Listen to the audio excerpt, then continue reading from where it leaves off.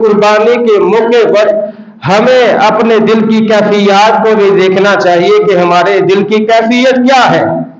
ہم قربانی کر رہے ہیں تو ہمارے دل میں کیفیت کیا ہے.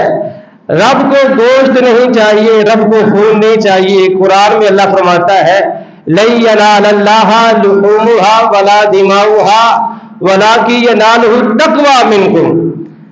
پہلے کیا کرتے تھے زمانہ جاہلیت میں, لوگ کیا کرتے تھے قربانیاں کر کے اس کا خون خانہ کعبہ کی دیواروں کے ساتھ لگا دیتے تھے.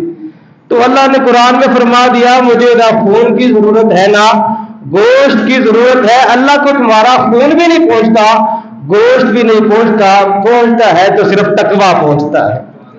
اور تقویٰ کے بارے میں حضور نے فرمایا تقویٰ ہاں ہونا, تقویٰ یہاں ہے, دل کی طرف اشارہ کر کے فرمایا. تو تقویٰ کتنا ہے, دل کی کیفیت کیا ہے قربانی کرتے وقت. شیخ ابو طالب مکی رحمۃ اللہ علیہ اس آیت کی وضاحت کرتے ہوئے فرماتے ہیں, کہتے ہیں گویا کہ رب یہ فرما رہا ہے اے میرے بندو تم گھر سے نکلے جانور خریدنے کے لیے, تمہیں لوگ دیکھ رہے تھے. تم مویشی منڈی پہنچ گئے, تمہیں لوگ دیکھ رہے تھے. تم نے وہاں سے جانور خریدا, خرید کر واپس گھر آ گئے, تمہیں لوگ دیکھ رہے تھے. سارے گلی محلے والے تمہیں دیکھ رہے تھے. پھر جب عید کا دن آیا تم نے جانور کو ذبح کیا, اس کا گوشت خود بھی پکا کھایا, لوگوں کو بھی کھلایا, پھر لوگوں میں تقسیم بھی کیا. تو تمہیں سارے لوگ دیکھ رہے تھے, لیکن رب کیا دیکھ رہا ہے, تمہارے دل کی کیفیت کو دیکھ رہا ہے.